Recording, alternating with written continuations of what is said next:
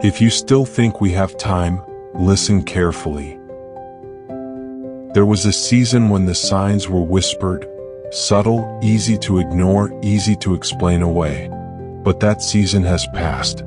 What we are seeing now is not hidden, not coded, not distant. It is loud. It is visible.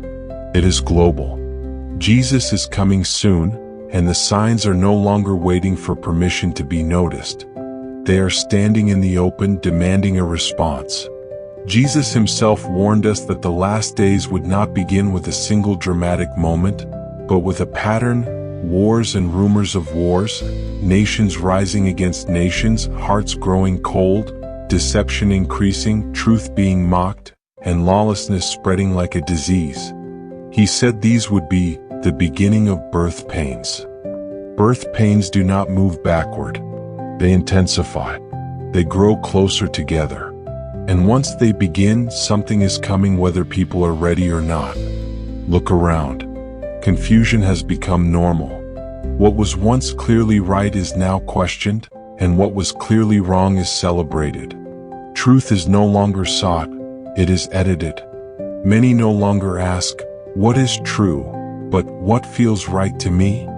Jesus warned that deception would be so strong in the last days that, if it were possible, even the elect could be deceived. That tells us something important. Deception would not look evil, it would look convincing. The world is exhausted. Anxiety is everywhere. People are searching for peace in money, relationships, pleasure, influence, and power, yet nothing satisfies. Hearts are restless because they were never designed to find rest apart from God. Scripture says men's hearts would fail them for fear of what is coming upon the earth. That fear is no longer theoretical. It is visible in the way people live, think, and react.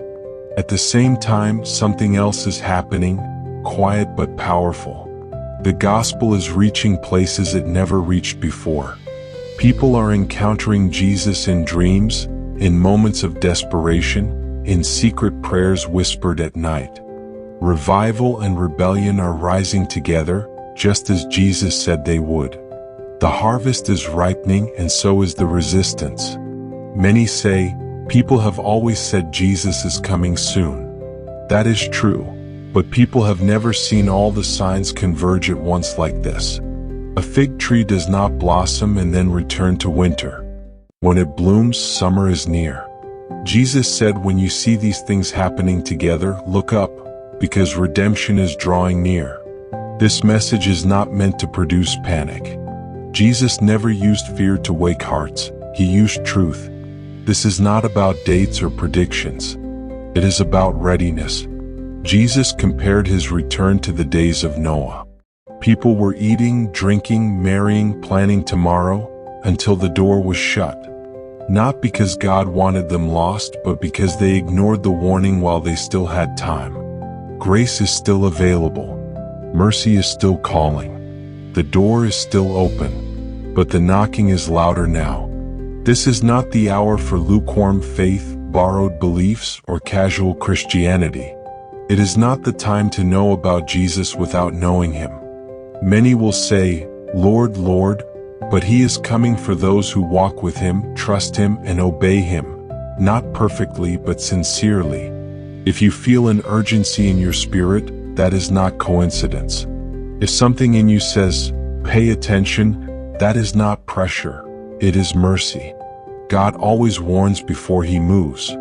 He always sends light before judgment. The warning itself is proof of his love. Jesus is not coming soon to scare the world, he is coming to restore it. But restoration begins with a decision. Not tomorrow. Not someday. No. The signs are no longer hidden. The question is no longer, is he coming? The question is, are you ready to meet him?